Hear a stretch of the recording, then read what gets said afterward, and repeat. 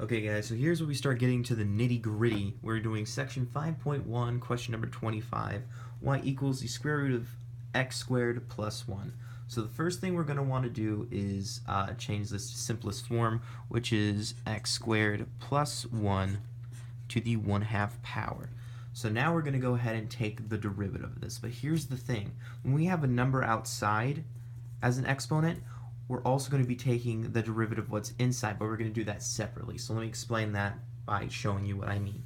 So we're basically going to bring this out front like a regular derivative. So it's going to be the 1/2 power x squared plus 1 to the negative 1/2 power, because we're subtracting 1 from the top, which is negative 1/2. And then now we also have to take the derivative of what's inside, which is x squared plus 2, which is just 2x.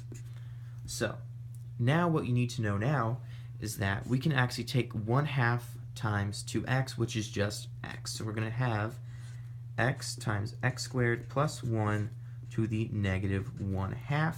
And we don't like that exponent being a negative up top, so we're going to bring it down, which is just going to equal to x over x squared plus 1 to the 1/2 power. And what we're trying to solve here are trying to find the critical numbers. So the critical numbers is basically we're just going to be solving for 0. Now here's the thing, we have x equals 0, so we know 0 is a critical number. But if we actually go ahead and do this, I'm going to save you guys the work. You're going to get x equals the square root of negative 1. That is an imaginary number, and we don't care about those when it comes to graphing. So if you have the square root of any negative number, that's an imaginary number, and that just means whatever value you got for just 1x, that is the only critical number you're going to be worrying about. Okay, so now we're going to try to find when the intervals are increasing. So to find that out, since we know we have a critical number of 0, that's when we bring in this bar graph.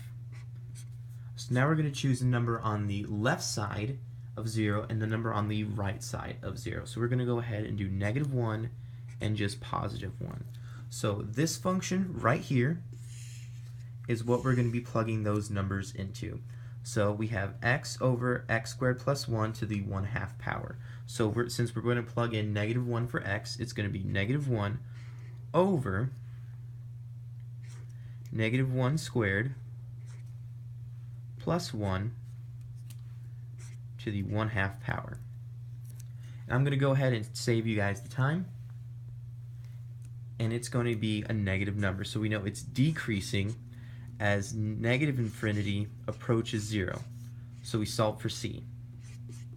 Now, when we plug in 1 over 1 squared plus 1 to the 1/2 power, it's going to be a positive number because there's no negative numbers there. All you have to do is plug this into your calculator. You find out whether or not it's positive or negative.